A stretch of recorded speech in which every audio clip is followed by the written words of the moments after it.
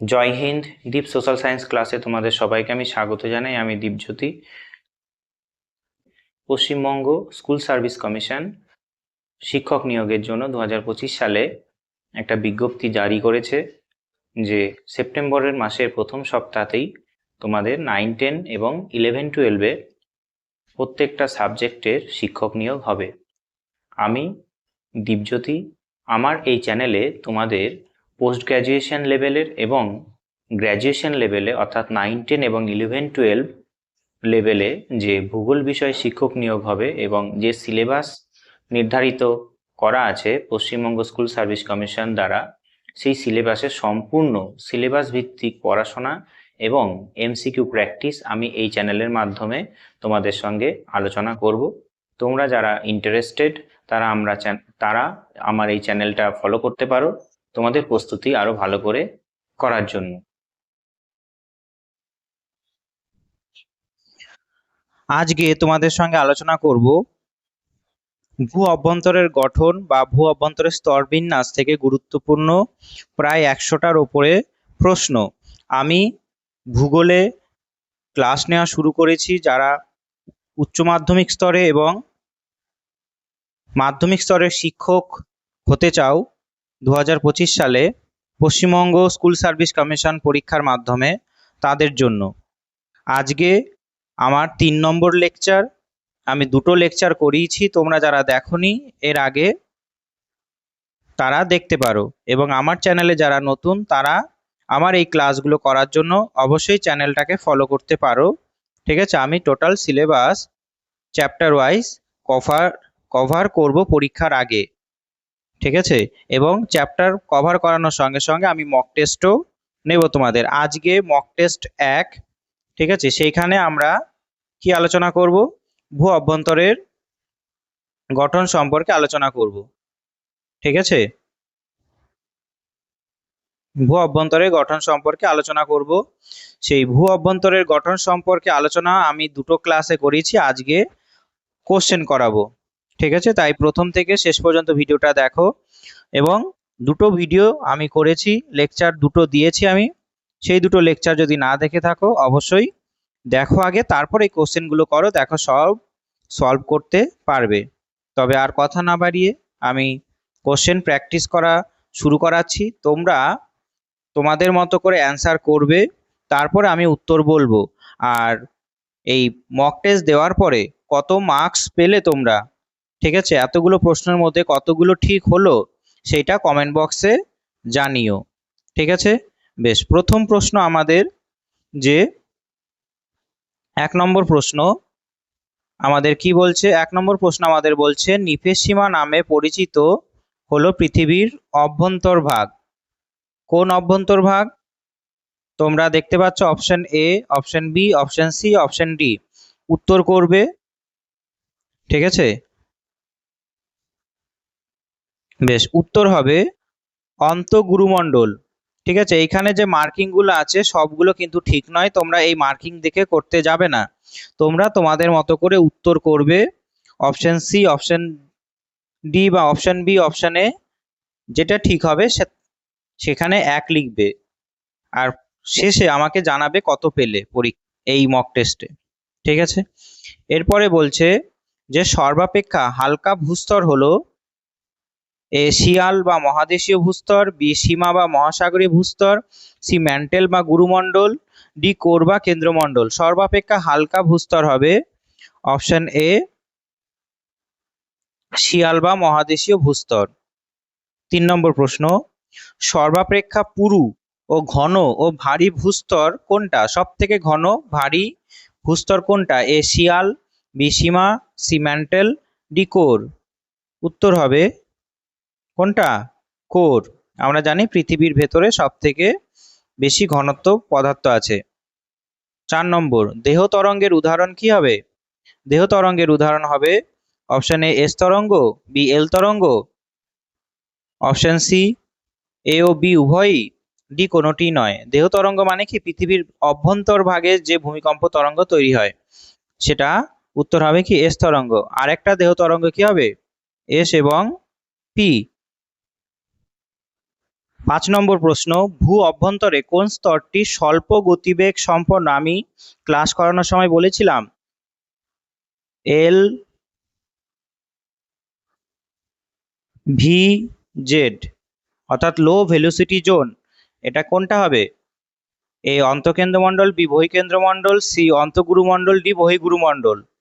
উত্তর হবে কোনটা? তোমরা নিজের মতো করে উত্তর করবে, ঠিক আছে?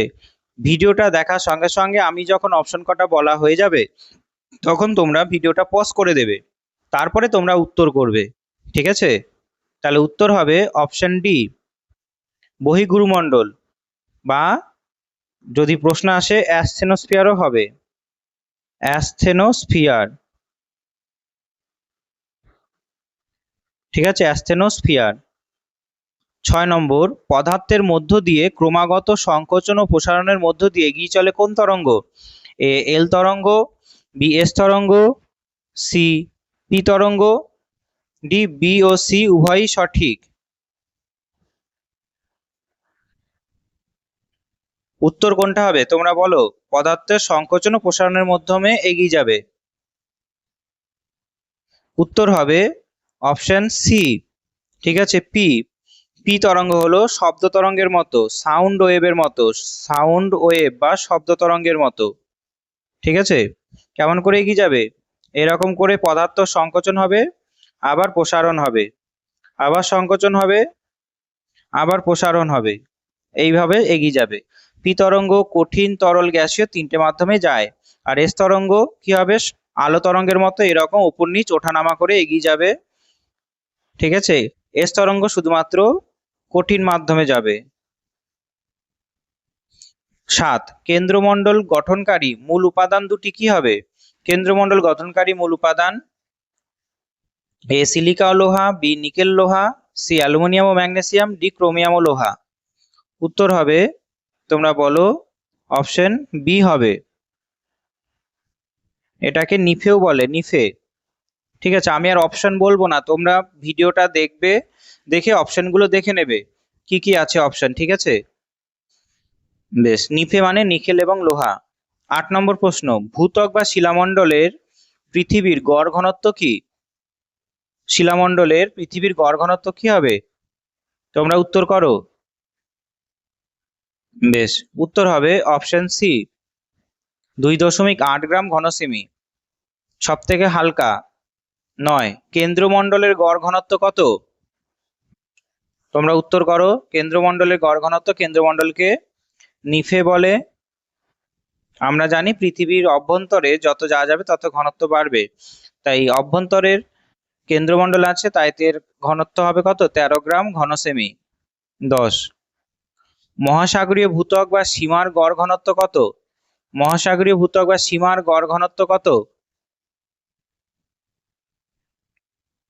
সীমা, সীমা কি দিয়ে তৈরি? সিলিকা এবং ম্যাগনেসিয়াম। এটার উত্তর হবে অপশন বি, 2.9 গ্রাম ঘনসেমি। 12, গুরুমণ্ডল গঠনকারী মূল উপাদান দুটি কি হবে? গুরুমণ্ডল গঠনকারী মূল উপাদান হবে, তোমরা করো অপশন দেখো দিয়ে উত্তর করো কোনটা হবে। আমি ক্লাসে করিয়েছি এই প্রশ্নগুলো, এই এই ধরনের বৈশিষ্ট্যগুলো। গুরুমণ্ডল কি কি দিয়ে তৈরি? উত্তর হবে অলিভিন ও পাইরক্সিন, ঠিক আছে? মূল উপাদান হলো অলিভিন ও পাইরক্সিন। আর ভূত্বক গঠনকারী মূল উপাদান কি হবে? অক্সিজেন। 13, মহাসাগরীয় ভূত্বক বা সীমা গঠনকারী মূল উপাদান কি? একটু আগে বললাম, সীমা। সীমা গঠনকারী মূল উপাদান কি হবে? উত্তর হবে সিলিকা ও ম্যাগনেসিয়াম। পৃথিবীর কেন্দ্রের গড় উষ্ণতা কত? পৃথিবীর কেন্দ্রের গড় উষ্ণতা কত? পৃথিবীর কেন্দ্রের গড় উষ্ণতা, উত্তর হবে অপশন ডি, 5150। আর যদি বলে ভূত্বকের গড় উষ্ণতা, ভূত্বকের হবে 6000 ডিগ্রি, সরি 6000 নয়, 600 ডিগ্রি ভূত্বক, ঠিক আছে? 15, কেন্দ্রমণ্ডলের গড় গভীরতা কত? গভীরতা বা বেধ কত? কেন্দ্রমণ্ডলের গড় গভীরতা বা বেধ কত? মনে রাখবে, কেন্দ্রমণ্ডলের গভীরতা বা বেধ বেশি কিন্তু বিস্তার যদি বলে সব থেকে বেশি জায়গা জুড়ে আছে কোনটা, সেটা হবে গুরুমণ্ডল। কিন্তু যদি গভীরতা বা বেধ বলে কিমির দিক থেকে, সেটা হবে কেন্দ্রমণ্ডলে কত, 3480 কিমি। 3480 কিমি অর্থাৎ 2900 থেকে 6371 থেকে 2900 মাইনাস করলেই বেরিয়ে যাবে এটা। ঠিক আছে, মোটামুটি একটা উত্তর বেরিয়ে যাবে।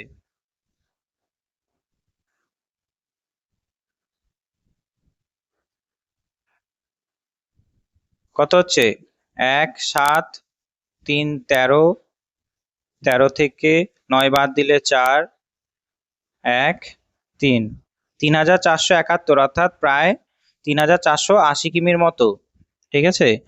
16, শিলামণ্ডলের গড় গভীরতা বা বেধ কত? মনে রাখবে, শিলামণ্ডলের গড় গভীরতা বা বেধ যদি বলে, গড় যদি বলে, তাহলে হবে 33 কিমি। ঠিক আছে। আর যদি বলে শিলামণ্ডলের গভীরতা কত, তাহলে মোটামুটি 100 বলবে, 100 কিমি। শিলামণ্ডল মানে এখানে বেশি করে ভূত্বককে হাইলাইট করছে, ভূত্বক, তাই এখানে 33 কিমি হলো। গুরুমণ্ডলের গড় গভীরতা বা বেধ কত হবে? গুরুমণ্ডলের গড় গভীরতা বা বেধ হবে কত? এটা হবে 2891 কিমি। এইখানে কেন্দ্রমণ্ডলের থেকে কম বেধ, কিন্তু বিস্তার অনেকটা বেশি। ঠিক আছে, কারণ গুরুমণ্ডল, এটা হলো কেন্দ্রমণ্ডল, আর গুরুমণ্ডল হলো এত বড় সার্কেল, আর ভূত্বক হলো এইটুকু। ঠিক আছে, তাহলে এই যে এই জায়গাটা বেধ বেশি। ঠিক আছে, কিন্তু গুরুমণ্ডল অনেকটা জায়গা জুড়ে আছে। এরপর 18 নম্বর প্রশ্ন, পি তরঙ্গ প্রবাহিত হয়, কারণ পি তরঙ্গ কোথা দিয়ে যায়?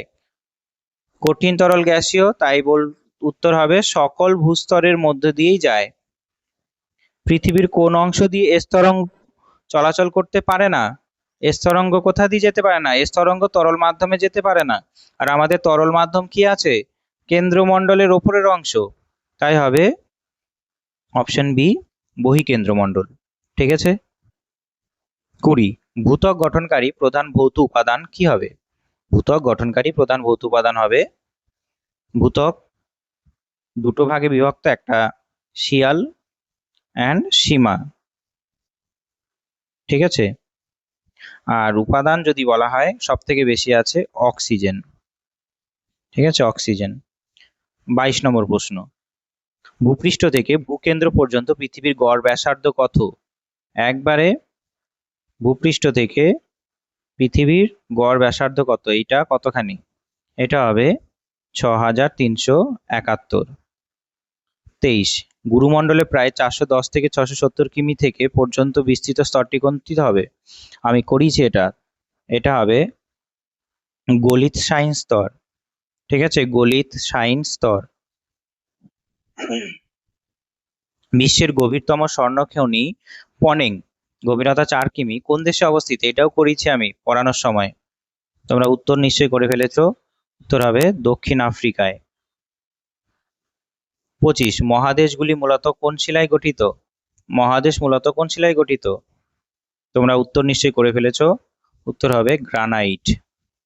আর মহাসাগর ব্যাসাল্ট। ঠিক আছে। 26, এরপরে 26 নম্বর প্রশ্ন কি বলছে, মহাসাগরীয় ভূত্বক মূলত যে শিলায় গঠিত? একটু আগে আমরা উত্তর করলাম, সবাই পারবে নিশ্চয়ই, উত্তর হবে ব্যাসাল্ট। ঠিক আছে। মহাসাগরীয় ভূত্বককে কি বলা হয়? আবার বলছি, মহাসাগরীয় ভূত্বককে বলা হয় সীমা, সিলিকা এবং ম্যাগনেসিয়াম দিয়ে তৈরি। আর যদি শিলা বলে তাহলে ব্যাসাল্ট। 28, লেম্যান বিযুক্তি রেখা ভূপৃষ্ঠ থেকে কত কিমি গভীরে অবস্থিত? লেম্যান বা লেহম্যান বিযুক্তি রেখা, মনে রাখবে, ঊর্ধ্ব কেন্দ্রমণ্ডল এবং নিম্ন কেন্দ্রমণ্ডলে বা বহিঃকেন্দ্রমণ্ডল এবং নিম্ন কেন্দ্রমণ্ডলের মধ্যে আছে। ঠিক আছে। কেন বিযুক্তি হয়েছে? কারণ বহিঃকেন্দ্রমণ্ডল তরল আর নিম্ন কেন্দ্রমণ্ডল কঠিন, তাই ভূমিকম্প তরঙ্গ তরল থেকে হঠাৎ করে যখন পি তরঙ্গ নিম্ন কেন্দ্রমণ্ডলে আসে তখন কি হয়, তখন গতিবেগটা বেড়ে যায়। আর বহিঃকেন্দ্রমণ্ডলে তো এস তরঙ্গ প্রবাহিত হয় না, পি তরঙ্গ কিছুটা দিক বিক্ষেপ হয়। এটা কত কিমি গভীরে আছে? 5150 কিমি গভীরে আছে। ঠিক আছে, এরপর আছে 29, পৃথিবীর মোট আয়তনে 83% অধিকার করে আছে কোনটা? সব থেকে বেশি জায়গা দখল দখল করে আছে আমাদের কোন স্তর? গুরুমণ্ডল। মনে রাখবে, গুরুমণ্ডল। ঠিক আছে, যাকে ইংরেজিতে বলা হয় ম্যান্টেল। আর এই গুরুমণ্ডল দুটো স্তর দিয়ে তৈরি, প্রফেসিমা ওপরেরটা আর নিফেসিমা নিচের স্তর গুরুমণ্ডলের। ঠিক আছে, আর শিলামণ্ডল কে বলা হয় লিথোস্ফিয়ার। লিথোস্ফিয়ার। আর কেন্দ্রমণ্ডলকে বলা হয় কোর। 30, গুরুমণ্ডল পৃথিবীর মোট ভরের কত শতাংশ অধিকার করে আছে? উত্তর হবে, তোমরা নিশ্চয়ই করে ফেলেছো, আমি পড়িয়েছি এর আগে, 68%। কেন্দ্রমণ্ডল পৃথিবীর মোট আয়তনের কত শতাংশ অধিকার করে আছে? মনে রাখবে, 18%। মোট আয়তনের 18% হলো কেন্দ্রমণ্ডল, আর গুরুমণ্ডল হলো 83%। বাকি কত রইল? অর্থাৎ 83 আর 18 কত হচ্ছে? 83 আর 18,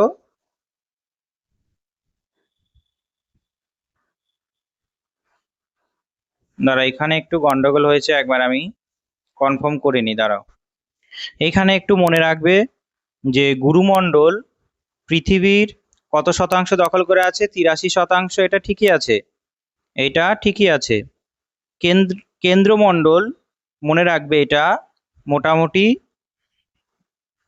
মোটামুটি মনে রাখবে 15% দখল করে আছে। ঠিক আছে, 15 থেকে 16, এক্স্যাক্ট তো বলা যায় না সবকিছু, কারণ পৃথিবীর ভেতরে আছে তো। 15 থেকে 16 মনে রাখবে, অর্থাৎ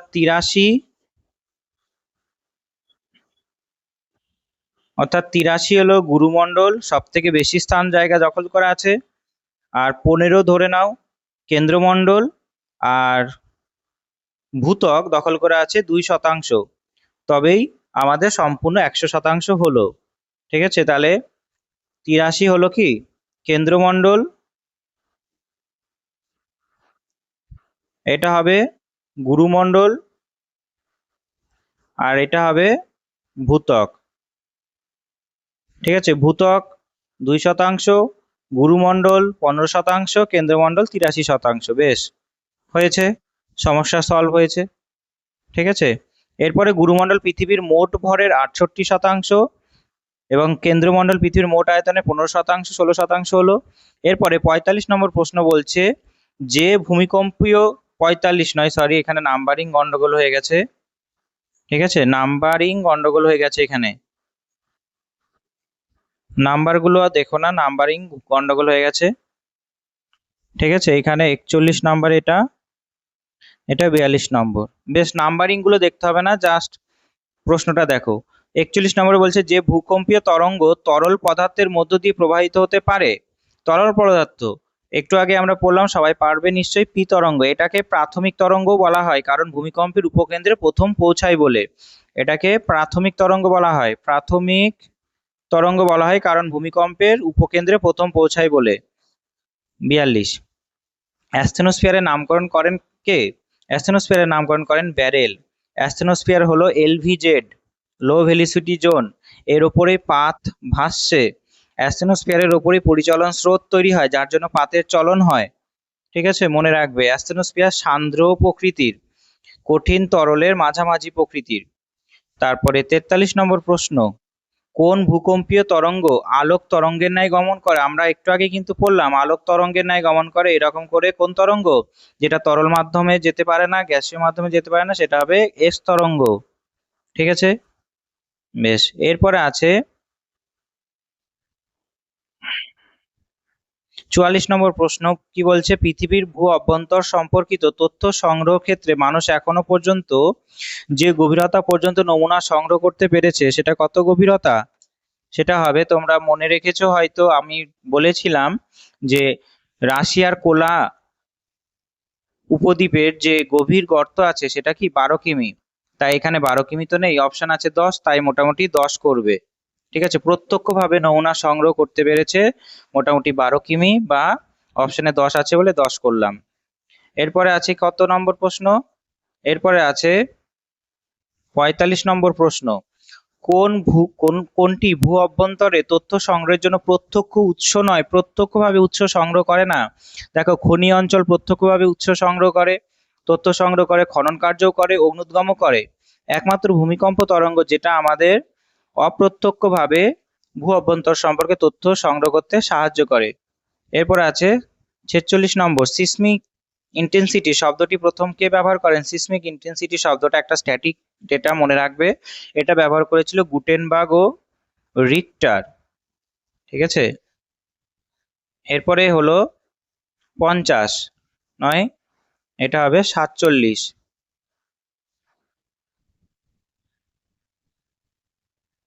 নাম্বারিং কটা? সব কটাই ভুল হয়ে গেছে। বেশ, আমি নাম্বারিং ঠিক দিয়ে দিচ্ছি। এরপর হবে কত গেল? 46, 47 হবে। সাধারণভাবে ভূমিকম্পের কেন্দ্রের গভীরতা কত হয়? ভূমিকম্পের কেন্দ্রের গভীরতা, ভূমিকম্পের কেন্দ্র মানে মনে রাখবে ফোকাস পয়েন্ট, যেখান থেকে ভূমিকম্প জাস্ট প্রথম তৈরি হয়, শুরু হয়, সেটাকে বলে ফোকাস পয়েন্ট। উত্তর হবে 16 কিমি গভীরে এটা ভূমিকম্পের কেন্দ্রের গভীরতা হয়। 47-এর পরে হবে 48। ভূমিকম্পের উপকেন্দ্র থেকে প্রতিবাদ উপকেন্দ্রের দূরত্ব সর্বদা কত হবে? প্রতিবাদ স্থান অর্থাৎ ভূমিকম্পের উপকেন্দ্র থেকে প্রতিবাদ স্থানের দূরত্ব সর্বদা হবে 180 ডিগ্রি। আর আরেকটা কথা বলে দিই, ভূমিকম্পের ছায়া বলয় তোমরা নিশ্চয়ই জানো 104 ডিগ্রি থেকে 104 ডিগ্রি, যেখানে পি এবং পি তরঙ্গ, সরি, এস তরঙ্গ আসতে পারে না। আর ভূমিকম্পের যে পি তরঙ্গ আছে সেটা 104 থেকে 140 ডিগ্রিতে আসতে পারে না। তারপরে আছে 49-এর প্রশ্ন।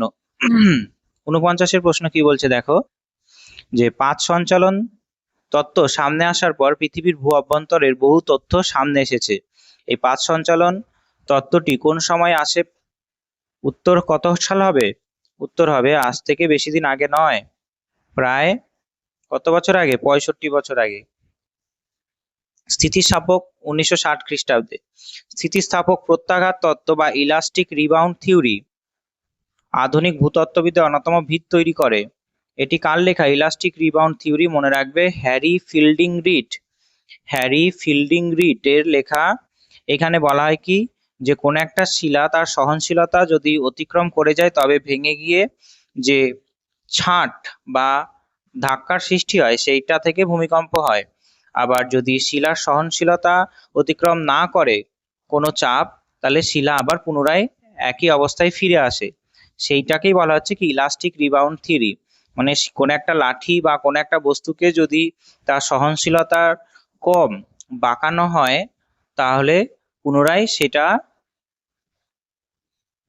আগের অবস্থায় ফিরে আসবে, এটাকে বলা হয় ইলাস্টিক রিবাউন্ড থিওরি। ঠিক আছে, এটা 50 নম্বর প্রশ্ন আমাদের হয়ে গেল। 51 নম্বর প্রশ্ন বলছে, এই যাবৎকাল পর্যন্ত সবচেয়ে গভীরতম খনন কার্যটি কোলা উপদ্বীপে, সেটি কত খ্রিস্টাব্দে হয়েছিল? দেখো, কোলা উপদ্বীপ একটু আগে পড়লাম কত কিমি গভীরতা, প্রায় 12 কিমি, রাশিয়াতে আছে। ঠিক আছে, রাশিয়াতে আছে। সোভিয়েত ইউনিয়ন যখন ছিল, ঠিক আছে, তখন এটা খনন করা হয়েছিল,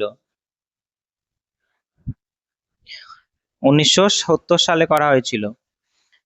52 নম্বর প্রশ্ন বলছে, একটি ভূমিকম্প ছেদ অঞ্চলের উদাহরণ কি হবে? ভূমিকম্প যেখানে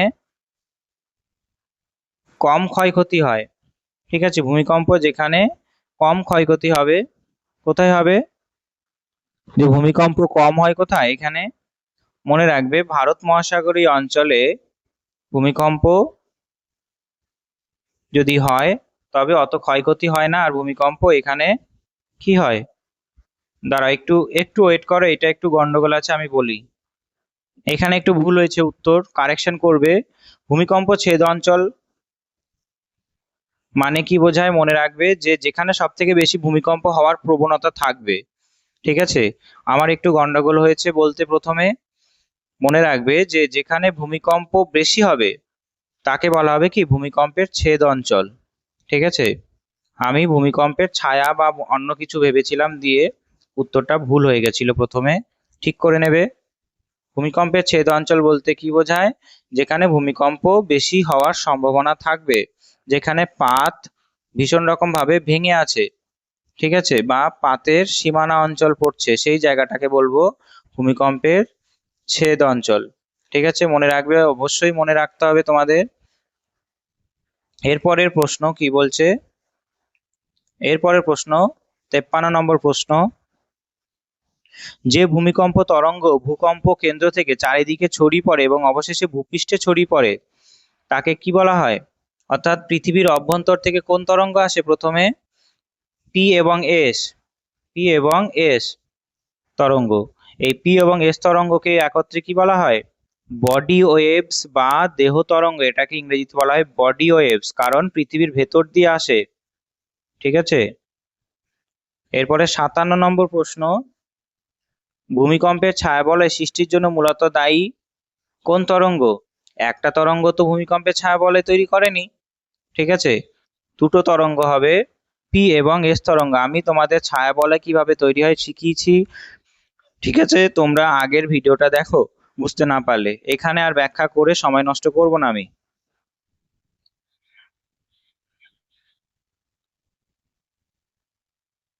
এরপরে 55 নম্বর প্রশ্ন কি হবে? 55 নম্বর প্রশ্ন, আমি নাম্বারিং কটা ঠিক করে নিই তারপর বলছি। 55 নম্বর প্রশ্ন, ভূমিকম্পের কোন তরঙ্গ সর্বপ্রথম সিসমোগ্রাফে লিপিবদ্ধ হয় প্রথম, যার জন্য তাকে প্রাথমিক তরঙ্গ বলা হয়? এটা কঠিন তরল গ্যাসের মাধ্যমেও যায়। উত্তর কোনটা হবে? পি তরঙ্গ। ঠিক আছে, পি তরঙ্গ ভূমিকম্প যন্ত্রে প্রথমে আসে। তারপরে 56 প্রশ্ন, ভারতের প্রথম সিসমোলজিক্যাল স্টেশন কোথায় স্থাপিত হয়? মনে রাখবে, ভারতের প্রথম সিসমোলজিক্যাল স্টেশন স্থাপিত হয়েছিল কোথায়? আলিপুরে, কলকাতায়। ঠিক আছে, আলিপুরে কলকাতায় প্রথম সিসমোলজিক্যাল স্টেশন স্থাপিত হয়েছিল। বর্তমানে কতগুলো ভারতে সিসমোলজিক্যাল স্টেশন আছে তোমরা আমাকে কমেন্ট বক্সে জানিও। ঠিক আছে, সিসমোলজিক্যাল স্টেশন ভারতে কতগুলো আছে বর্তমানে সেটা কমেন্ট বক্সে জানাবে। ঠিক আছে, কমেন্ট বক্সে অবশ্যই জানাবে কতগুলো সিসমোলজিক্যাল স্টেশন আছে। এরপরে 57 নম্বর প্রশ্ন কি বলছে? 57 নম্বর প্রশ্ন, বর্তমানে ভারতে কতগুলো সিসমোলজিক্যাল স্টেশন আছে? দেখো এখনই প্রশ্ন চলে এলো, তাহলে আমি বলেই দিই উত্তর। উত্তর হবে বর্তমানে আছে 166টা। ঠিক আছে, 166টা। এরপরে 58 নম্বর প্রশ্ন, ভূমিকম্পের কেন্দ্রের বিপরীত দিককে পি ও এস তরঙ্গবিহীন অঞ্চলকে কি বলা হয়? যেখানে ভূমিকম্প কেন্দ্রের বিপরীত দিকে পি ও এস তরঙ্গবিহীন অঞ্চলকে বলা হবে কি? উত্তর মনে রাখবে, ছায়া বলয়, ভূমিকম্পের ছায়া বলয়। ঠিক আছে, ভূমিকম্পের ছায়া বলয়, তরঙ্গ যেখানে পৌঁছায় না। বেশ, এরপরে 59 নম্বর প্রশ্ন কি বলছে? যে সকল তরঙ্গ ভূ অভ্যন্তরে উৎপন্ন হয়ে ভূগর্ভের বিভিন্ন পদার্থের মধ্য দিয়ে ভূপৃষ্ঠে এসে পৌঁছায় সেই তরঙ্গগুলোকে দেহ তরঙ্গ বলে। যেমন পি ও এস তরঙ্গ। এই দেহ তরঙ্গের সাহায্যে ভূ অভ্যন্তরে যে বিষয় সম্বন্ধে জানা যায় তা কি? পি ও এস তরঙ্গের সাহায্যে ভূ অভ্যন্তরে কি জানা যায়? আমরা ভূ অভ্যন্তরের গঠন জানতে পারি, ভূ অভ্যন্তরের স্তরবিন্যাস জানতে পারি, ভূ অভ্যন্তরের বিভিন্ন পদার্থের প্রকৃতি জানতে পারি। তাহলে এখানে কি হবে? সবকটাই জানা যায়, উত্তর হবে। 59 প্রশ্ন হলো, এবার 60 নম্বর প্রশ্ন। 60 নম্বর প্রশ্ন হবে, কেন্দ্রমণ্ডল সম্পর্কিত সঠিক বিষয় নয় কোনটি? কেন্দ্রমণ্ডল সম্পর্কিত সঠিক বিষয় কোনটি নয়? তবে উত্তর কোনটা হবে? বলছে কেন্দ্রমণ্ডলের ঘনত্ব 13.6 গ্রাম। এটা ঠিক তো মনে হচ্ছে। কেন্দ্রমণ্ডলটি 85% লৌহ, 15% নিকেল দ্বারা গঠিত, এটাও ঠিক। লোহা আর নিকেল হলো এই স্তরের প্রধান উপাদান, তাই বলা হয় নিফে, তাই তো। আর কেন্দ্রমণ্ডলের সর্ব উপরে রয়েছে লেহম্যান বিযুক্তি। সর্ব উপরে নেই কেন্দ্রমণ্ডলের, কেন্দ্রমণ্ডলের দুটো ভাগের মধ্যে আছে, অর্থাৎ উপরেরটা ঊর্ধ্ব বহি কেন্দ্রমণ্ডল, নিচেরটা অন্তঃকেন্দ্রমণ্ডল, তার মাঝে আছে কি? লেহম্যান। আর কেন্দ্রমণ্ডলের সবার উপরে, অর্থাৎ কেন্দ্রমণ্ডলের সবার উপরে এটা ভূত্বক হয়ে গেল। ভূত্বকে কি আছে? এটা হলো শিয়াল, এটা হলো সীমা, এটা আছে কনোরাডো, সি দিয়ে ডিনোট করছি। এটা হবে মোহরভিসিক, এম দিয়ে ডিনোট করছি। এটা হলো গুরুমণ্ডলের ওপরে ক্রফেসিমা, কফেসিমা। এটা হলো কি? এটাকেই বলো, এটা হবে রেপেত্তি, রেপেত্তি। তোমাদের সব বলেছি এগুলো। এইটা হবে, এটা হলো নিপেসিমা। এটা কি হবে? এটা রেপেত্তির পরে হবে, এটা হবে গুটেনবার্গ। এটা হবে কি? গুটেনবার্গ। অর্থাৎ কেন্দ্রমণ্ডলের সবার উপরে কোন স্তর, কোন বিযুক্তি রেখা আছে? লেহম্যান নয়, হবে কি? গুটেনবার্গ।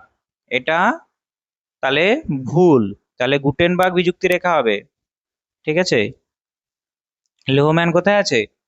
ঊর্ধ্ব কেন্দ্রমণ্ডল আর নিম্ন কেন্দ্রমণ্ডলে, অর্থাৎ বহি বা নিম্ন কেন্দ্রমণ্ডলে। বেশ, এরপরে আছে কি? কেন্দ্রমণ্ডলের নিয়ে কত নম্বর প্রশ্ন? 61 নম্বর প্রশ্ন। 61 নম্বর প্রশ্ন কি বলছে? যে নিচের কোনটি পৃথিবীর ভূ অভ্যন্তরের বৈশিষ্ট্য নয়? ভূ অভ্যন্তরের বৈশিষ্ট্য নয় কোনটা? এর মধ্যে কোনটা ভূ অভ্যন্তরের বৈশিষ্ট্য নয়? ঠিক আছে, অপশন কি কি দিয়েছে? যে ভূপৃষ্ঠ থেকে যত গভীরে যাওয়া যায় উষ্ণতা বাড়তে থাকে, এটা তো সঠিক, আমরা সঠিক পড়েছি, যত পৃথিবীর ভেতরে যাওয়া যায় উষ্ণতা বাড়তে থাকে, তাই এটা সঠিক। বি, ভূত্বক থেকে যত গভীরে যাওয়া যায় ততই কঠিন থেকে তরল উত্তপ্ত পদার্থ পাওয়া যায় কেন্দ্র পর্যন্ত, অর্থাৎ ততই কঠিন থেকে তরল, অর্থাৎ উপরের দিকে তরল, কঠিন নিচে তরল। এইটা কি ঠিক? এটা ঠিক নয়, তাহলে এইটাই হবে উত্তর। ঠিক আছে, যত গভীরে যাওয়া যায় তত কঠিন থেকে তরল উত্তপ্ত পদার্থ পাওয়া যায় না। সি ঠিক, ভূত্বক থেকে কেন্দ্র পর্যন্ত ক্রমশ পদার্থের ঘনত্ব বাড়তে থাকে, এটা ঠিক। আর ডি বলছে ভূত্বক থেকে গভীরতা চাপ ক্রমশ বাড়তে থাকে, এটাও ঠিক। ঠিক আছে, বেশ। এরপরে 62 নম্বর প্রশ্ন কি বলছে? 62, গ্রানাইট শিলার উপর পি তরঙ্গের গতিবেগ কত? এটা অনেকটা টাফেস্ট একটা প্রশ্ন দিয়ে দিয়েছে। ঠিক আছে, তোমরা উত্তর করে নাও। 1.8 কিমি সেকেন্ড। এতটা টাফেস্ট আশা করি পরীক্ষায় দেবে না। 1.8 কিমি সেকেন্ড। 62, একটি বড় ভূমিকম্পের আগে ঘটতে পারে এমন ছোট ছোট কম্পনকে বর্ণনা করতে ব্যবহৃত শব্দটি কি? ফোরশক, মানে একটা বড় ভূমিকম্প হওয়ার আগে হালকা করে কম্পন আসে। 63, কোন ধরনের ভূমিকম্প তরঙ্গের তরঙ্গ দৈর্ঘ্য স্থায়িত্ব বেশি? কোন ধরনের ভূমিকম্পে তরঙ্গের তরঙ্গ দৈর্ঘ্য ও স্থায়িত্ব বেশি? অপশন এ পি তরঙ্গ, বি এস তরঙ্গ, সি এল তরঙ্গ, এস ও পি তরঙ্গ। স্থায়িত্ব অনেক সময় বেশি কোনটা হয়? মনে রাখবে, এল তরঙ্গের দৈর্ঘ্য বেশি। ঠিক আছে, এল তরঙ্গের দৈর্ঘ্য বেশি। পি তরঙ্গ সব থেকে দ্রুত। পি তরঙ্গ কি বললাম? সব থেকে দ্রুত। ঠিক আছে, কিন্তু দৈর্ঘ্য বেশি নয়। 64, এল তরঙ্গকে পৃষ্ঠ তরঙ্গ কেন বলা হয়? এল তরঙ্গকে পৃষ্ঠ তরঙ্গ কেন বলা হয়? পৃথিবীর ওপর দিয়ে যায় তাই।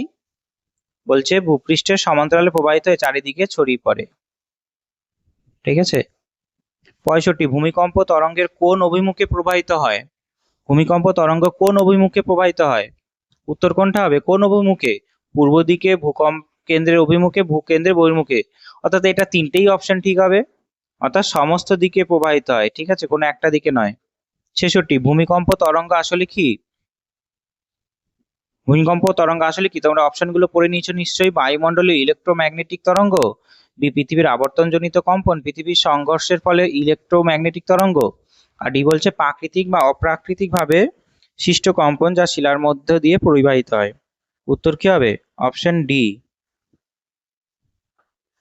তারপর বলছে কোন অবস্থানে তরঙ্গ সর্বোচ্চ শক্তিতে পৌঁছায়? ভূমিকম্পের কেন্দ্রের উপরের পৃষ্ঠে, ভূমিকম্পের কেন্দ্রে, ভূমিকম্পের কেন্দ্র থেকে বেশ কিছু দূরে, ভূমিকম্পের কেন্দ্র থেকে সোজা উপরের অংশে। ভূমিকম্পের ঠিক ওপরের পৃষ্ঠে। ঠিক আছে, ভূমিকম্পের কেন্দ্রের ঠিক ওপরের পৃষ্ঠে। বোঝা গিয়েছে? এরপরে 68তে কি বলছে? ভূমিকম্পের কেন্দ্র কি ধরনের তরঙ্গে মুক্তি ঘটে? এইখানে নাম্বারিং কটা দেখো না, ঠিক আছে, নাম্বারিং কটা ভুল আছে, তাই নাম্বারিং দেখতে যেও না। ঠিক আছে, বেশ, আমি সব প্রশ্নই করাচ্ছি। ভূমিকম্পের কেন্দ্রে কি ধরনের তরঙ্গের মুক্তি ঘটে? ভূমিকম্পের কেন্দ্রে, ওর জন্যই তো এটাকে বডি ওয়েভস বলা হয়। কোনটা হবে? পি ও এস তরঙ্গকে বলা হয়। 69, প্রাথমিক তরঙ্গ পৃথিবী পৃষ্ঠকে কিভাবে প্রভাবিত করে? প্রাথমিক তরঙ্গ কাকে বলা হয়? পি তরঙ্গকে। প্রাথমিক তরঙ্গ পৃথিবীপৃষ্ঠের শিলাকে সংকুচিত প্রসারিত করে, এটা ঠিক হবে। প্রাথমিক তরঙ্গ পি তরঙ্গ শিলাকে সংকুচিত ও প্রসারিত করতেই সামনের দিকে এগিয়ে যায়। 70, গৌণ তরঙ্গ শিলাকে কিভাবে আন্দোলিত করে? গৌণ তরঙ্গ শিলাকে কি করে? শিলাকে অনুভূমিকভাবে আন্দোলিত করে, শিলাকে উলম্বভাবে আন্দোলিত করে, শিলাকে সমস্ত দিকে আন্দোলন করে, শিলাকে তির্যকভাবে আন্দোলিত করে। গৌণ তরঙ্গ মানে কোনটাকে বলা হয়? এস তরঙ্গকে। ঠিক আছে, অর্থাৎ এস তরঙ্গ কেমন করে যাবে? এরকম উপর নিচে ওঠানামা করে এগিয়ে যাবে। উত্তর হবে শিলাকে অনুভূমিকভাবে আন্দোলন করে। ঠিক আছে, আর পি তরঙ্গ কিভাবে করবে? পি তরঙ্গ উলম্বভাবে করবে। বোঝা গিয়েছে? তোমাদের ক্লাস আমি যখন করেছি এটা দেখিয়েছিলাম, দাঁড়াও দেখাচ্ছি।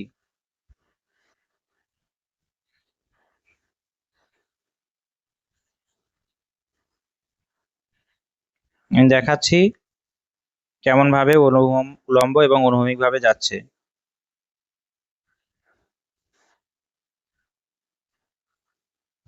এরকম পিডিএফ এ ক্লাস তোমাদের নিয়েছি, তোমরা যারা দেখোনি তারা অবশ্যই দেখে নিও।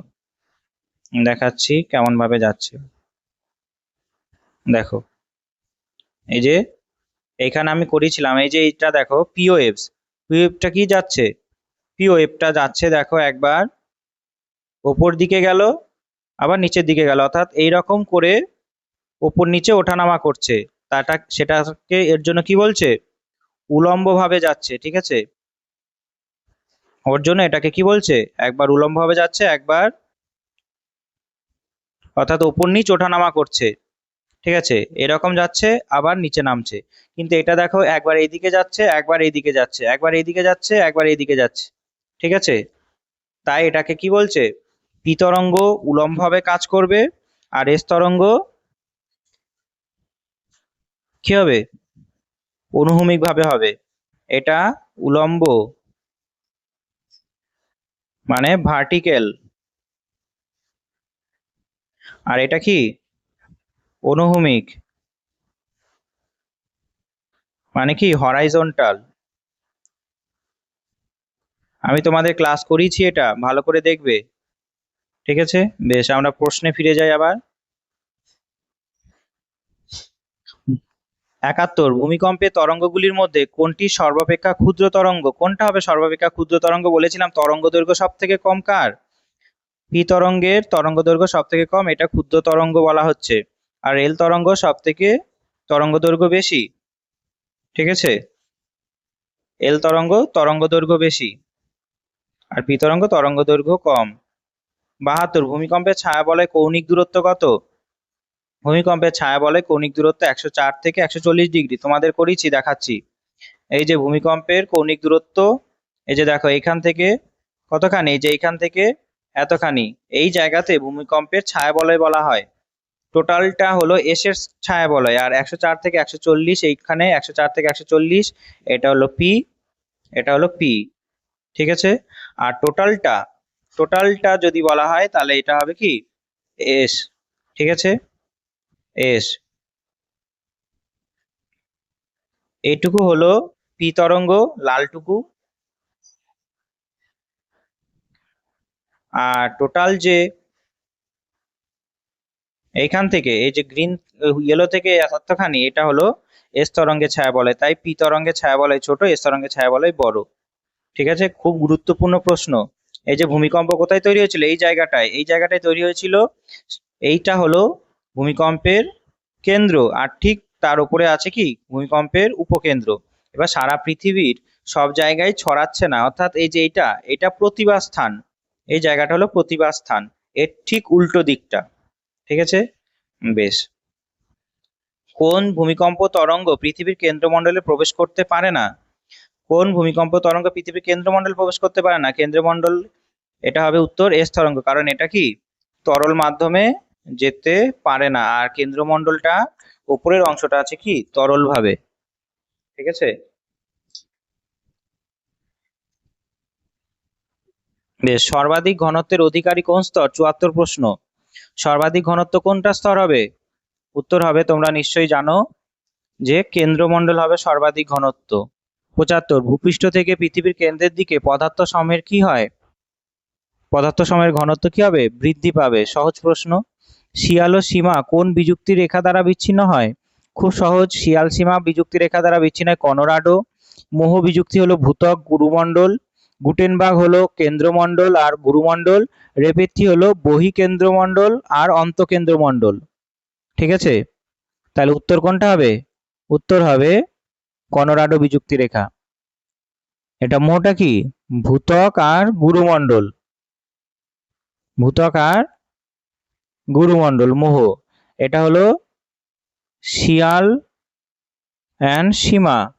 ছবিটা দেখে মনে রাখবে, এটা হবে গুরুমণ্ডল আর কেন্দ্রমণ্ডল, আর এটা হবে কি? বহি অ্যান্ড নিম্ন কেন্দ্রমণ্ডল। ঠিক আছে।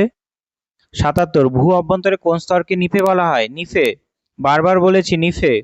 নিফে কোনটা হবে? নিকেল লোহা কোনটা দিয়ে তৈরি? কেন্দ্রমণ্ডল।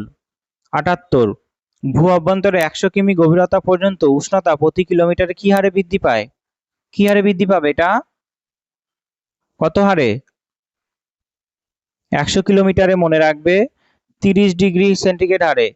ঠিক আছে, আমি এই যে তথ্যগুলো আমি আগেও করিয়েছি, তোমরা যারা দেখোনি তারা কিন্তু দেখতে পারো। ঠিক আছে, যারা দেখোনি তারা কিন্তু অবশ্যই দেখবে। এই তথ্য সম্বলিত পিডিএফও করিয়েছি। পৃথিবীর গড় ঘনত্ব কত হবে? খুব সহজ, 5.5 গ্রাম। 81, ভূত্বক ও গুরুমণ্ডলের মাঝে কোন বিযুক্তি রেখা আছে? একটু আগেই বললাম যে মোহ বিযুক্তি রেখা। লেমান বিযুক্তি সংলগ্ন দুটি স্তর কোনটা হবে? এই যে একটু আগে বললাম, লেম্যান। এইখানে একটু ভুল হয়েছে, রেপেত্তিটা ভুল হয়েছে, একটু কারেকশন করে নেবে। রেপেত্তিটা হবে কি? রেপেত্তিটা হবে ক্রফেসীমা নিফেসীমা, অর্থাৎ ঊর্ধ্ব গুরুমণ্ডল নিম্ন গুরুমণ্ডল। ঠিক আছে, ঊর্ধ্ব গুরু অ্যান্ড নিম্ন গুরু। ঠিক আছে, বেশ। 82, লেহম্যান বিযুক্তি সংলগ্ন দুটি স্তর কোনটা হবে? লেহম্যান হবে বহিকেন্দ্রমণ্ডল অন্তঃকেন্দ্রমণ্ডল। 83, সবচেয়ে দ্রুতগামী ভূকম্পীয় তরঙ্গ কোনটা হবে? দ্রুতগামী কিন্তু দৈর্ঘ্য কম। উত্তর হবে পি তরঙ্গ। 84, পি তরঙ্গের বৈশিষ্ট্য কি হবে? পি তরঙ্গের বৈশিষ্ট্য হবে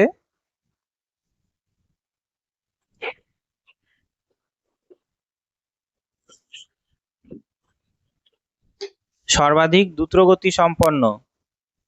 85, পি ও এস তরঙ্গ অপেক্ষা এল তরঙ্গ কম শক্তিশালী, তাহলে এল তরঙ্গ দ্বারা ক্ষয়ক্ষতি অধিক হওয়ার কারণ কি? তাহলে অধিক হওয়ার কারণ কি? কারণ এটা কোথায় যায়? এটার অপশনগুলো দেওয়া হয়নি। এটা যেহেতু ভূপৃষ্ঠের ওপরে যায়, ভূপৃষ্ঠের উপর দিয়ে যায়, সেই কারণে ক্ষয়ক্ষতি বেশি।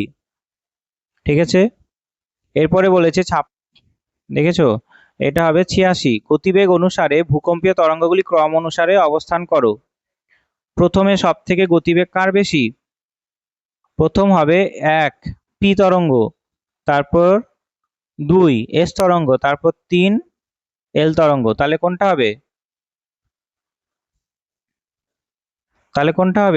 তাহলে প্রথমে এটা হবে, তাহলে এটা হয়ে গেছে প্রথমে, তারপরে হবে 1, এটা হয়ে গেছে, তারপরে আছে 3, এটা তার অর্থাৎ পি তরঙ্গ সব থেকে গতিবেগ বেশি, তারপরে এস তরঙ্গের গতিবেগ বেশি, তারপরে এল তরঙ্গের গতিবেগ বেশি। 87, ভূত্বক থেকে ভূ অভ্যন্তর পর্যন্ত স্তর কি কি আছে? প্রথমে আমাদের আছে কলোরাডো, এটা 1, তারপরে কি আছে? মোহ 3, তারপর আছে রেপেত্তি, সরি 3 নয়, 1-এর পর 3 কি করে হয়? 1-এর পর 2, এটা রেপেত্তি 3, আর লেহম্যান তারপরে আছে 4। ঠিক আছে, অর্থাৎ প্রথমে কলোরাডো তারপরে মোহরভিসিক, তারপরে রেপেত্তি, তারপরে লেম্যান। ঠিক আছে, রেপেত্তির পরে লেম্যান না দিয়ে আমি আরেকটা অ্যাড করে দিচ্ছি। প্রথমে গুটেনবার্গ হবে, গুটেন, তারপরে লেম্যান। ঠিক আছে, তাহলে এখানে উত্তর কোনটা হবে? এখানে উত্তর হবে 2 নম্বর। প্রথমে হয়ে গেল, এই যে 2 নম্বর, তারপরে 1 নম্বর, এটা 1 হলো, তারপরে 4 হবে রেপেত্তি, এই যে এই অংশটা 4, তারপরে 3 হবে এইটা। ঠিক আছে, এইভাবে করতে হবে। অর্থাৎ কলোরাডো যেহেতু 2 আছে, তাই এটা 2 প্রথমে, তাই 2 প্রথমে হয়েছে, এটা 2, এটা কি হয়েছে? প্রথমে হয়েছে, প্রথমে দিয়েছে। তারপরে 1 মোহরভিসিক, তারপরে 4 রেপেত্তি, তারপরে 3 লেহম্যান, মাঝখানে আরেকটা আমি তোমাদের মনে রাখার জন্য বললাম গুটেনবার্গ। ঠিক আছে, এরপরের প্রশ্ন ব্যাখ্যা বিবৃতি, এইটা তোমাদের এইখানে নেই, চলে এসছে। ব্যাখ্যা বিবৃতির প্রশ্ন শুনবে। বলছে এস তরঙ্গ এ তরল পদার্থের উপর ভ্রমণ করতে পারে না। ঠিক, বিবৃতিটা ঠিকই বলছে, কারণ ভূ অভ্যন্তরের প্রত্যেকটা বলে আলাদা আলাদাভাবে কঠিন, তরল, সান্দ্র, স্থিতিস্থাপক অবস্থায় আছে। তাহলে এটাও ঠিক, তাই এটা কি হবে? এ ও বি দুটোই সঠিক, আর এর সঠিক ব্যাখ্যা ও বিশ্লেষণ দ্বারা এখানে কি হলো? ভূ অভ্যন্তরের প্রত্যেকটি বলে আলাদা আলাদাভাবে কঠিন, তরল, সান্দ্র, স্থিতিস্থাপক অবস্থায় আছে। হ্যাঁ, এটা ঠিকই আছে, অর্থাৎ দুটোই ঠিক, দুটোই ঠিক, কিন্তু এই কঠিন, তরল, সান্দ্র, স্থিতিস্থাপক অবস্থায় আছে বলে এস তরঙ্গ তরল পদার্থের মধ্য দিয়ে ভ্রমণ করতে পারছে না, এর ব্যাখ্যা এটা ঠিক নয়। যদি বলতো এস তরঙ্গ ভূপৃষ্ঠের সমস্ত স্তরের মধ্যে দিয়ে যেতে পারে না, আর তারপরে যদি এই ব্যাখ্যাটা দিত, কারণটা দিত, তাহলে ঠিক হতো। কিন্তু এখানে বলেছে এস তরঙ্গ তরল পদার্থের উপর ভ্রমণ করতে পারে না, এটা সাধারণ কথা। ভ্রমণ করতে পারে না এই জন্য যে কঠিন, তরল, সান্দ্র, স্থিতিস্থাপক অবস্থায় আছে বলে তা নয়। তাই এটা হবে কি, এ ও আর দুটোই সঠিক, আর এর সঠিক বিশ্লেষণ নয়। ঠিক আছে, খুব ভালো করে বুঝতে হবে প্রশ্ন। বলছে বিবৃতি, ভূ অভ্যন্তরে সাধারণ কোনো চ্যুতিরেখা বরাবর এলাকায় ভূমিকম্পের কেন্দ্র বা ফোকাস অবস্থান করে। অবশ্যই ঠিক, এই ভূমিকম্পের কেন্দ্রের গভীরতা 16 থেকে 700 কিমি পর্যন্ত হতে পারে, তবে সাধারণত 16 কিমি গভীরতা পর্যন্ত হয়। এটাও ঠিক। ঠিক আছে,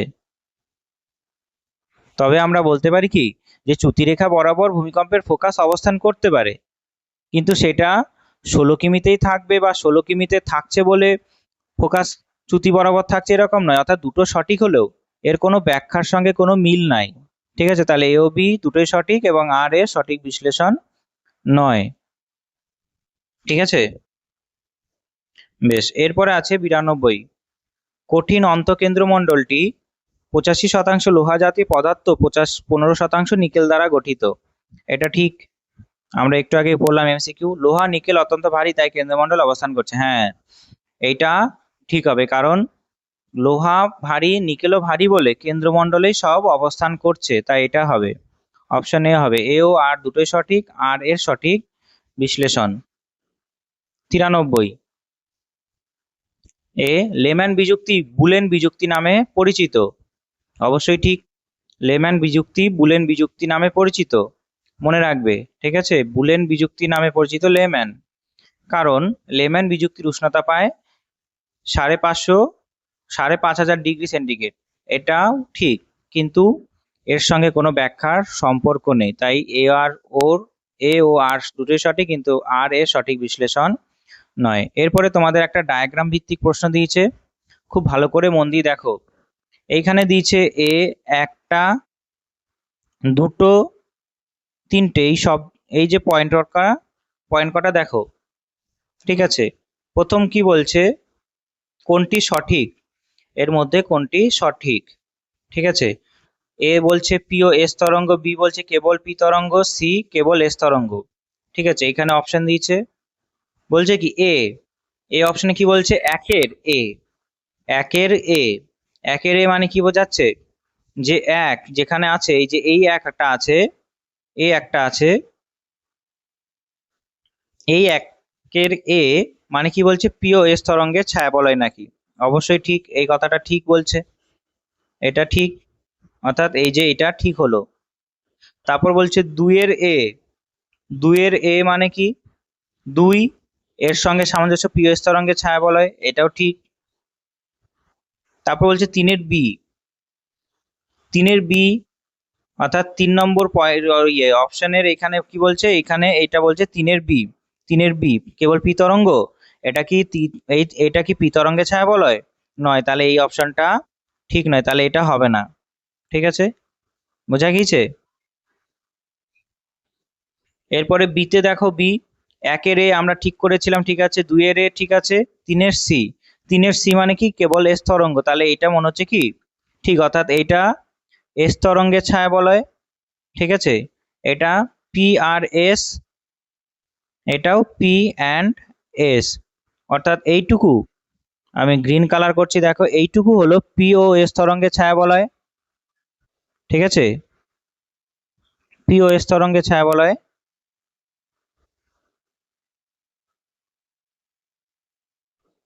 এটাও পি ও এস তরঙ্গের ছায়াবলয়, এইখান থেকে এতখানি।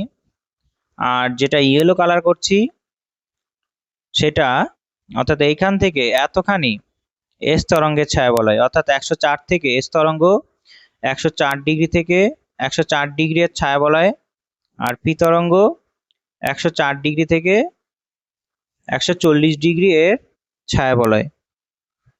ঠিক আছে, 140 ডিগ্রি মানে কত? এই যে এতখানি, এটা 140, এটা 120, এটা 140, এটা 120। ঠিক আছে, বেশ। ডায়াগ্রাম ভিত্তিক প্রশ্ন দিতে পারে তোমাদের পরীক্ষায়, তাই তোমাদের একটা এনেছি। বেশ, এরপরে আছে 95 প্রশ্ন। বিবৃতি দিয়েছে কিছু, তোমাদের ট্রু ফলস ঠিক করতে হবে। ভূ অভ্যন্তরের প্রত্যক্ষ উৎস হলো লাভার নমুনা বিশ্লেষণ, এটা ঠিক। ঠিক আছে, ভূ অভ্যন্তরের প্রত্যক্ষ উৎস হিসাবে আমরা লাভার নমুনা দেখতে পারি। ভূ অভ্যন্তরের প্রত্যক্ষ উৎস হলো খনন কার্য, এটাও ঠিক। ভূ অভ্যন্তরের প্রত্যক্ষ উৎস হলো খনিক অঞ্চল, এটাও ঠিক। ভূ অভ্যন্তরের পরোক্ষ উৎস হলো ভূমিকম্প তরঙ্গ, এটাও ঠিক। তাহলে সবকটাই ঠিক, তাহলে 1 সত্য, 2 সত্য, 3 সত্য, 4 সত্য, তাহলে এটা কি হবে? এটা হবে উত্তর। 96, পৃথিবীর উপরিভাগ থেকে কেন্দ্রের দিকে ঘনত্ব ক্রমশ বাড়তে থাকে, এটা ঠিক। ঘনত্ব তো কেন্দ্রের দিকে বাড়তেই থাকে, তাই না? ঘনত্ব তো কেন্দ্রের দিকে বাড়তেই থাকে। আর বিবৃতি, কেন্দ্রের মণ্ডলের অত্যন্ত হালকা পদার্থ দিয়ে তৈরি, এটা ভুল। অত্যন্ত হালকা পদার্থ দিয়ে তৈরি নয় কেন্দ্রমণ্ডল। ঠিক আছে, তাই এ সত্য কিন্তু বি মিথ্যা। বিবৃতি, এ কি বলছে? প্রাথমিক তরঙ্গ, কঠিন তরল, গ্যাসীয়, এই 3 প্রকার মাধ্যমে যেতে পারে।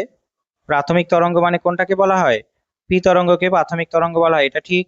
সব মাধ্যমে যেতে চায়। প্রাথমিক তরঙ্গ অত্যন্ত ধীর, এটা ভুল। প্রাথমিক তরঙ্গ অত্যন্ত দ্রুত, কিন্তু এর তরঙ্গ দৈর্ঘ্য কি কম, তরঙ্গ দৈর্ঘ্য কম। ঠিক আছে, তাহলে এখানে কি হবে? এ সত্য, বি মিথ্যা, অর্থাৎ প্রাথমিক তরঙ্গ কঠিন তরল গ্যাসে 3 মাধ্যমে যেতে পারে, কিন্তু প্রাথমিক তরঙ্গ অত্যন্ত ধীর, এটা ঠিক নয়। ঠিক আছে, প্রাথমিক তরঙ্গ অত্যন্ত দ্রুত, দৈর্ঘ্য কম। 98, বিবৃতি, এল তরঙ্গ সর্বাপেক্ষা ক্ষুদ্র তরঙ্গ দৈর্ঘ্য সম্পন্ন হয়, অবশ্যই ঠিক। এল তরঙ্গ ক্ষুদ্র তরঙ্গ দৈর্ঘ্য, কিন্তু এল তরঙ্গ ধ্বংসাত্মক ক্ষমতা সব থেকে বেশি। এল তরঙ্গ মনে রাখবে ধ্বংস ক্ষমতা বেশি। আমরা একটু আগে এমসিকিউ করে আনলাম। ঠিক আছে, ধ্বংস ক্ষমতা বেশি, তাহলে এল তরঙ্গের ধ্বংস ক্ষমতা বেশি। তার কারণ কি? এল তরঙ্গ কোথা দিয়ে যায়? এল তরঙ্গ ভূপৃষ্ঠের ওপর দিয়ে যায় বলে এর ধ্বংস ক্ষমতা বেশি। আর তরঙ্গ দৈর্ঘ্য বেশি, তরঙ্গ দৈর্ঘ্য বেশি। ঠিক আছে, এর আবার দুটো ভাগ আছে, এল তরঙ্গের দুটো ভাগ, একটা লাভ তরঙ্গ আর একটা র্যালে তরঙ্গ। ঠিক আছে, র্যালে, RALEIGH, র্যালে তরঙ্গ। বেশ, তাহলে এটা কি হবে? দুটি বক্তব্য মিথ্যা হবে না, এ সত্য বি মিথ্যা। দাঁড়াও, এল তরঙ্গ সর্বাপেক্ষা ক্ষুদ্র তরঙ্গ, হ্যাঁ ঠিক আছে, এ সত্য বি মিথ্যা। পি তরঙ্গ তো ভূপৃষ্ঠ দিয়ে যায় না, এল তরঙ্গ যায়। ঠিক আছে, বেশ। এরপরে মেলান্তি স্তম্ভ মেলান্তি কিছু প্রশ্ন আছে। কেন্দ্রমণ্ডল ও গুরুমণ্ডলের মধ্যে বিযুক্তি রেখার নাম কি? কেন্দ্রমণ্ডল গুরুমণ্ডলের মাঝে বিযুক্তি রেখার নাম হলো গুটেনবার্গ বিযুক্তি রেখা। বহি ও অন্তঃকেন্দ্রমণ্ডলের মধ্যে অন্তঃগুরুমণ্ডলের মধ্যে বিযুক্তি রেখার নাম হলো রেপেত্তি বিযুক্তি রেখা। ভূত্বক ও গুরুমণ্ডলের মধ্যে হলো মোহরভিষিক। আর শিয়াল ও সীমার মাঝে কনোরাডো। তাহলে কি হলো?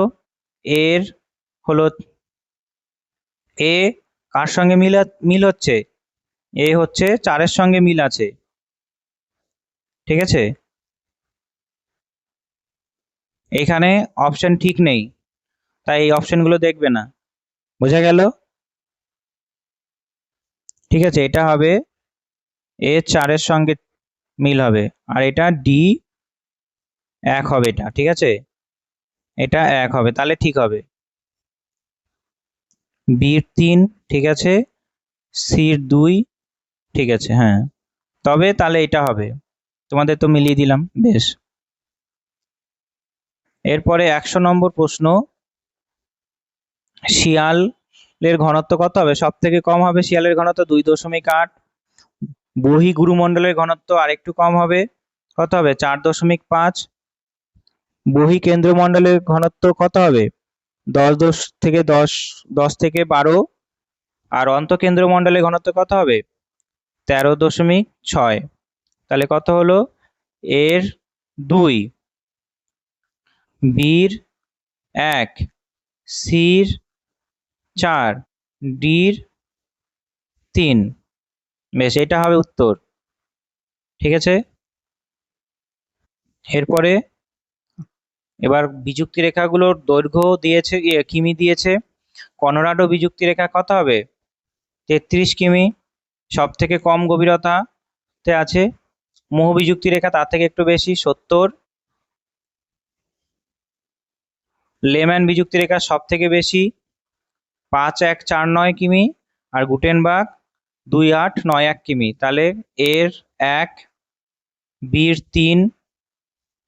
ঠিক আছে, এর 1, বির 3, এর 1 এটা আছে, তাহলে এটা ঠিক হয়ে গেল, এটাও ঠিক হলো, আর বাদ বাকি দুটো কাটা পড়ে গেল।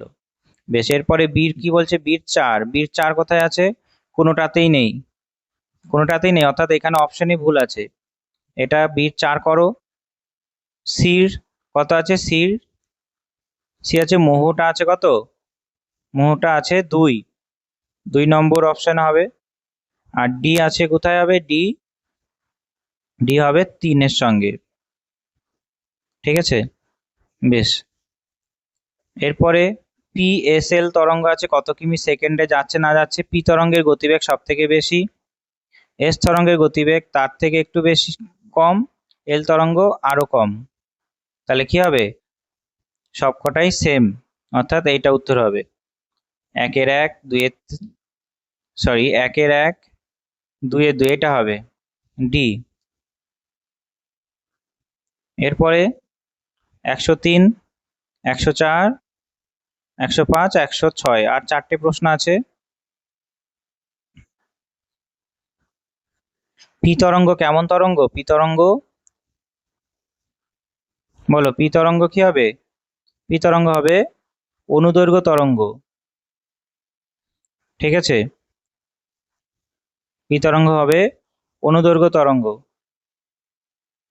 এস তরঙ্গ কেমন হবে? এস তরঙ্গ হবে অনুপ্রস্থ তরঙ্গ। আর এল তরঙ্গ হবে তির্যক তরঙ্গ। ঠিক আছে,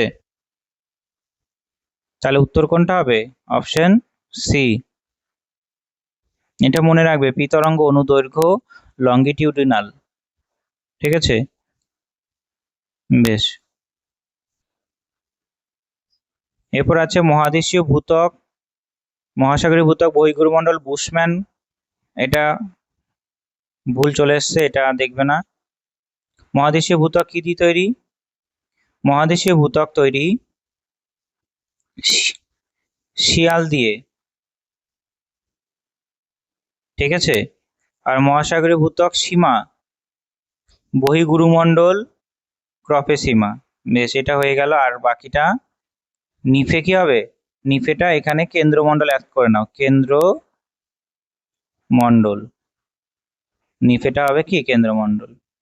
বেশ, এরপরে কিছু কেস স্টাডি বেসড প্রশ্ন দিয়েছি তোমাদের। সেখানে কি বলছে, পৃথিবীর কেন্দ্রীয় অঞ্চলে চাপ সর্বাধিক প্রায় 3500 কিলোবার। কেন্দ্রে ভারী পদার্থর উপস্থিতি এবং উপরিপৃষ্ঠে চাপের প্রভাবে ভূগর্ভের গভীরতা বৃদ্ধির সাপেক্ষে ভূ অভ্যন্তরে ক্রমান্বয়ে চাপ বৃদ্ধি পায়। ভূগর্ভে চাপ সবচেয়ে বেশি দেখা যায়। ভূগর্ভে চাপ সবচেয়ে বেশি দেখা যায় কোথায় দেখা যায়? চাপ সব থেকে বেশি 3500 কিলোবার। কেন্দ্রীয় অঞ্চল মানে কি? তখন উত্তর কি হবে? কেন্দ্রমণ্ডল করতে হবে। ঠিক আছে, এরপরের প্রশ্ন বলছে, এটা কত গেল? 105, এটা 106। ভূমিকম্পে তরঙ্গ দুই প্রকার, দেহ তরঙ্গ এবং পৃষ্ঠ তরঙ্গ। পি তরঙ্গ ভূপৃষ্ঠে সবার আগে পৌঁছায় বলে একে প্রাথমিক তরঙ্গ। এস তরঙ্গ পি তরঙ্গের অনুসারী হয়। অনুসারী মানে কি? পি তরঙ্গের পরে আসে বলে এটাকে গৌণ তরঙ্গ বলে। অন্যদিকে এল তরঙ্গ ভূপৃষ্ঠে উৎপন্ন হয়ে ছড়িয়ে পড়ে বলে এটি পৃষ্ঠ তরঙ্গের অন্তর্গত। তাহলে এল তরঙ্গ কি হবে? এল তরঙ্গ কি হবে? ভূপৃষ্ঠের উপরে আছে। তাই এখানে এই যে এই লাইনটা থেকে তোমরা উত্তর করতে পারলে যে ভূপৃষ্ঠে উৎপন্ন হয়ে ছড়িয়ে পড়ে, তাই কি হবে? এটা ভূবহিস্থ বা পৃষ্ঠ তরঙ্গ। ঠিক আছে, তবে দেখতে পেলে যে কতগুলো প্রশ্ন তোমাদের করালাম এমসিকিউ, প্লাস আগের দিন ক্লাসও নিয়েছি। ঠিক আছে, তাই তোমরা চ্যানেলে যারা নতুন অবশ্যই চ্যানেলটাকে ফলো করো এবং বন্ধুদের সঙ্গে শেয়ারও করো। ঠিক আছে, অবশ্যই ভিডিওটা ভালো লাগলে লাইক দিও। ঠিক আছে, লাইক দিও, আর ভিডিওতে কমেন্ট করে জানাবে কেমন লাগলো। যদি কমেন্ট করে না জানাও ভালো লেগেছে বা যেমন লেগেছে সেটা যদি না জানাও, তাহলে আমি পরবর্তী ক্লাসগুলো নেওয়ার জন্য উৎসাহ পাবো না। তাই তোমাদের অবশ্যই ভিডিওটা শেষ পর্যন্ত দেখা এবং লাইক করা, কমেন্ট করে জানানো কেমন লেগেছে। ঠিক আছে, তবে পরের ক্লাসে আমরা আলোচনা করব যে দ্বিতীয় ভাগ আছে আমাদের শিলা সম্পর্কে আলোচনা করব, দিয়ে তারপরে প্রশ্ন প্র্যাকটিস করাবো এরকম করে।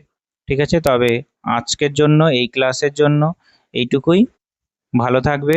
জয় হিন্দ, জয় ভারত।